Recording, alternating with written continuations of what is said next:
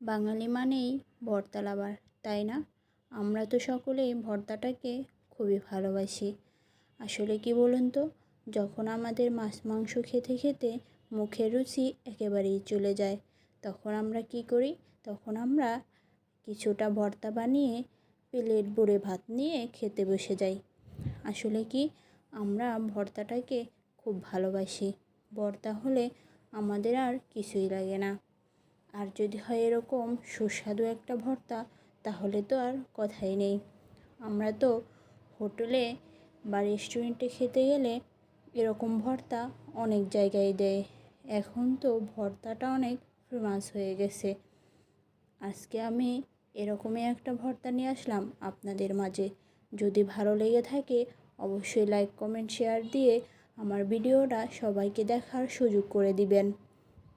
আশা করি আপনাদের খুবই